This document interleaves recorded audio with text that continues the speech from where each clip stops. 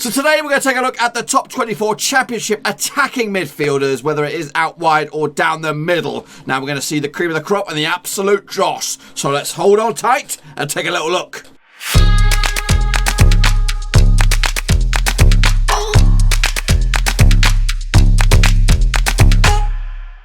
That's right, folks, back once again with another video. This time we're taking a look at the old attacking midfielders in the championship, and we'll get to it in just 1 second. If you're new to the channel, smash your subscribe button, keep your bang up to date with all things Blackburn Rovers related, championship related, world football related. We're going to all hear a new one, Roofski. That's right. Now, this past week, we've been taking a look at the championship top players, from the goalkeepers, centre-backs, midfielders, whatever. Now we're getting to the top of the table, the sort of the goal-scoring dynamos. So let's crack on and take a little look at what we're talking about in the shape of a tier list. Okay, folks, a couple of caveats now before we get going. Now, the lines are blurred here when it comes to who is an attacking midfielder. There are going to be some players that if you're, for example, a Reading supporter, you might think, hang on a minute, Ajara's more like a sort of bog standard midfielder. I'm just going off of what I've seen statistics-wise, of taking a look at the old team sheets where the formations have said they have played for the majority of the season. So, you know, for example, some players, there's one, maybe Adam Reach, perhaps, he could play as a fullback,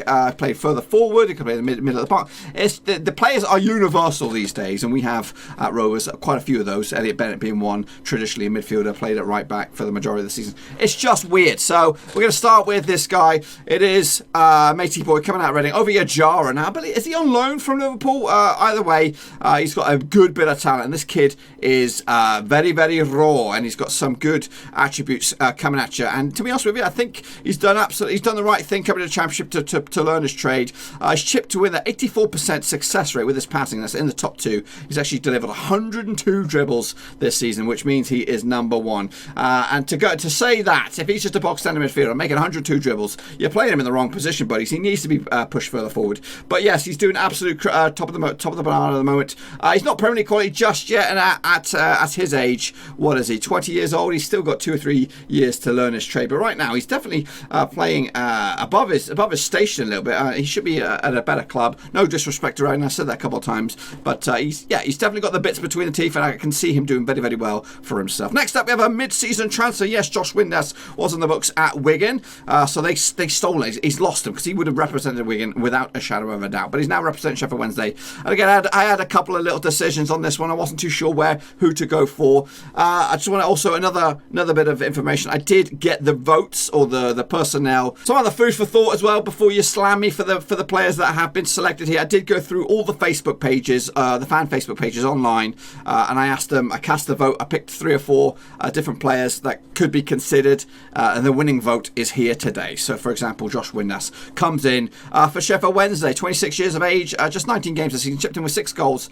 no assists so far. He's very raw. He's not been here that long, but I have been a big admirer myself personally of Josh Windass. I thought he was going to join Rovers a couple of times, and I was hoping for it because he's one of those players that he's classed as a striker on FIFA, but to be honest with you, he is more of a number 10, and I'm actually slipping him at championship at best. It's not a bad pickup. He's still reasonably young and still got a good couple of years before he reaches his peak.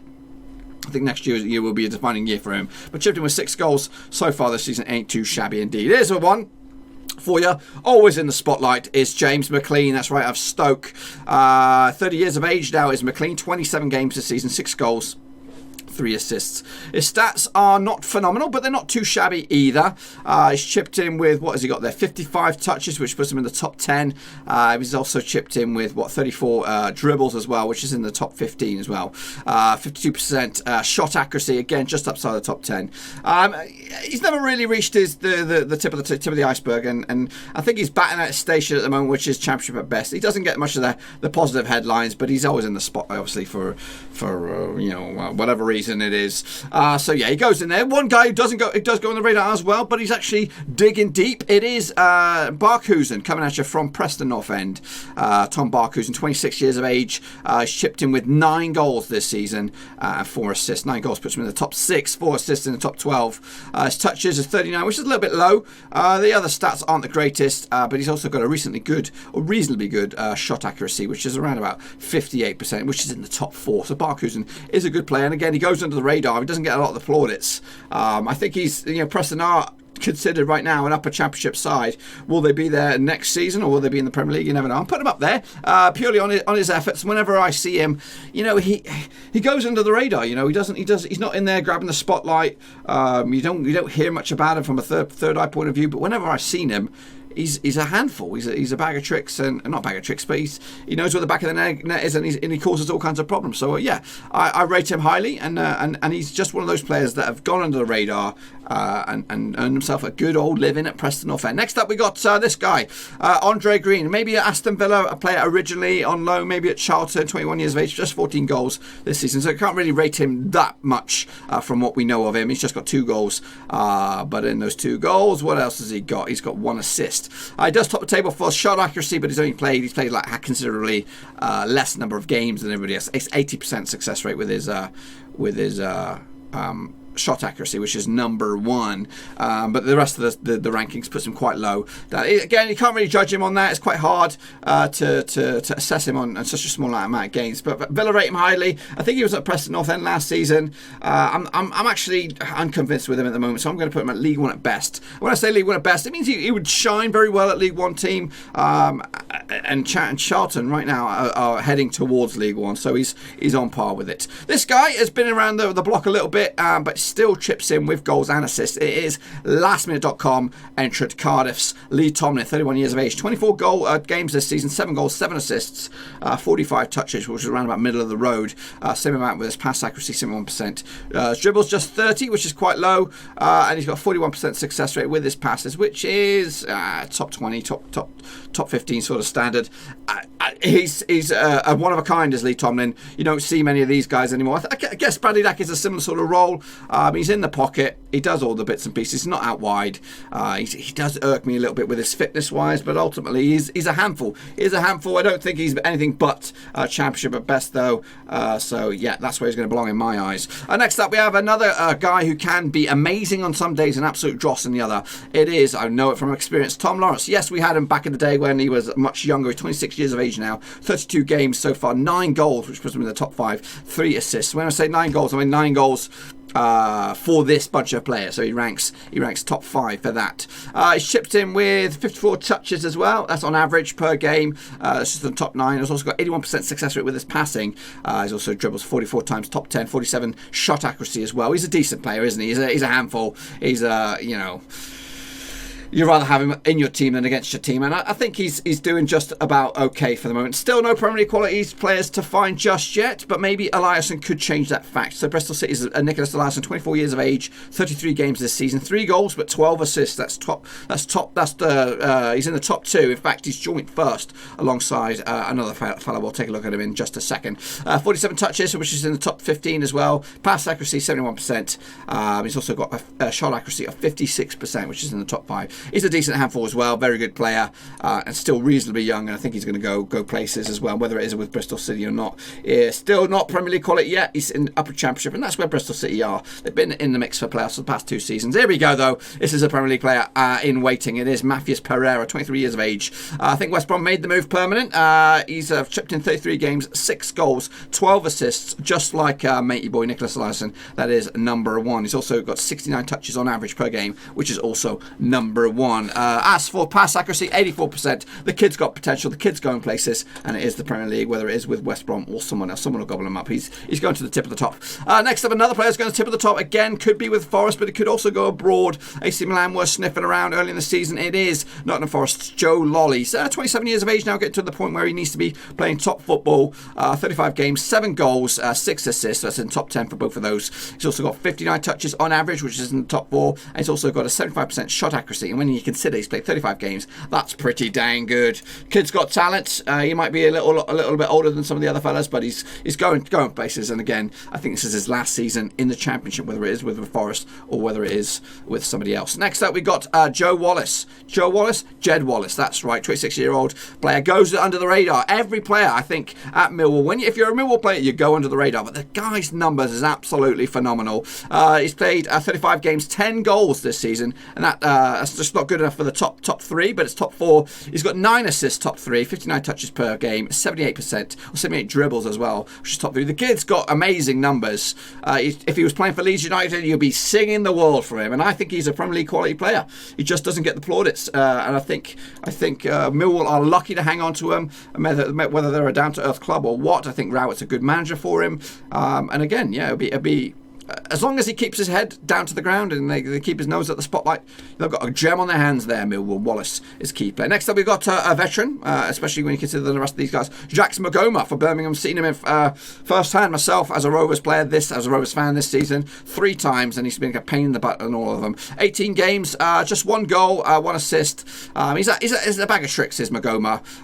You just don't know what to get. At 32 years of age, he just seems to be forever improving, or at least getting better. Again, he's the best of a bad bunch for Y players for Birmingham. They also have Mabati as well. Is also a pain in the butt. They do have better options as strikers and box standard midfielders, but out wide they're a little bit short on numbers. Maghoma, yeah, he's for Rovers' point of view, he's been a pain in the ass, but he's getting on a little bit, and I'm actually inclined to think he's going to be going towards a League One sort of standard very, very soon. Next up, we've got Jacob Brown, 21 years of age, 31 games, 2 goals, 8 assists, which is the top 4. When you're playing for Barnsley and you're 4th in the table compared to the rest of these boys, that must mean you've got something about you. He's also got 33 dribbles, which is in the top 15 as well. Touches is 47 as well. He's a decent little young option, championship at best. Barnsley have got a little gem on their hands, and I'm sure they're going to be having a cash in on him very, very soon. Next up, we have ex-Manchester City prospect. He did play his football over in New York City for a little bit. It is Jack Harrison. Was on the books last season with Leeds, maybe on loan. Is he there permanent? I can't really remember. 23 years of age, 37 games, 5 goals, which is in the top 10. He's also got 7 assists, which is also in the top 5. He's also got 57 touches, again top 5. Dribbling 69 as well, top 4 as well. The kids, despite Leeds running away with it, you don't hear too much about Jack Harrison, which is a good thing. I think if you're in the spotlight for all the time, your head's going to get too big, and your head's going to outshine your ability. But the kid's definitely got talent. Man City saw it, but they just didn't have the option to play it. So he's a Premier League quality player. And at 23 years of age, he's got 2 or 3 years before he needs to make that step up. But I think the move is coming very, very soon. Next up, we have Wigan's Gavin Massey. Boringness. He is a dog shit, so I'm going to put him straight down there. I'm not going to waste my breath on him. He is Wigan. He is Burnley at best. Next up, we have this guy's. I do like this guy. Ellis Kachunga. He might not rate highly across the board, but he is a very tricky winger. Definitely Premier League quality.